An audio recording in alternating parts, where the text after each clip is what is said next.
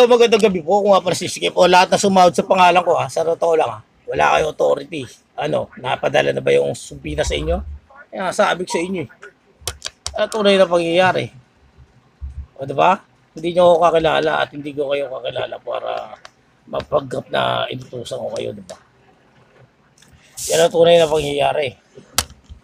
Kaya nga sabihin mo, girlfriend pa kayo. Yan tunay, diba? Hindi ka pwedeng ganun-ganun, diba?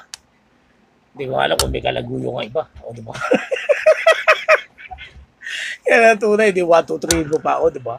Yan ang tunay. Alam mo sa totoo lang, ako lang may karapatan yan. O, di ba? Yan ang tunay.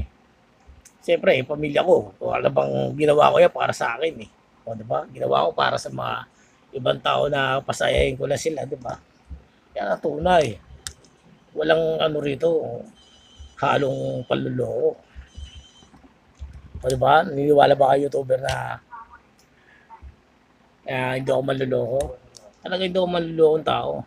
Dahil matagal na akong loko-loko. Yan ang tunay na mangyayari. Ano, napadala na ba yung sumpina sa inyo? Kailangan nyo magharap-harap. O, di ba? Nakausap nyo na yung attorney ko. O, siya sabi sa inyo eh. O, di ba? Ang lang yung tanong, bakit nyo kinukuha sahod ko? Yun lang yun. O, di ba? Yan ang tunay na pangyayari. O, di ba? Hindi naman tayo magkakakilala. O. Yan ang tunay na pangyayari. Sabi sa inyo eh. Tapos alam ko na, kaya pala kayo nag-iisip ng ganyan para makulong ako Para at least wala na ako habol. Siyempre kapag nasa kulungan na, pwede ka na ipatumba ro sa loob eh. Yan ang tunay na pangyayari. Matulog gising no? Sa totoo lang. Ginawa ko yan, una pa lang. Alam ko na lahat ng mangyayari. Sa totoo lang Una pa lang yan, alam ko na kung ano yung iniisip ng ibang tao, alam ko.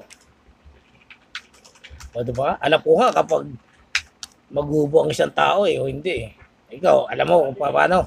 O kapag maliligo, o diba? Talino ko, diba? Ano tunay na mangyayari? O. Kaya kayo, magsitigil lang kayo kakaano sa akin sa account ko Isoli nyo, dapat isoli. Ang hindi sa inyo, isoli nyo lahat sa akin Tandaan nyo lahat yan. Okay? Basta hindi mga illegal dahil ganito ako sa mga ganon. Okay?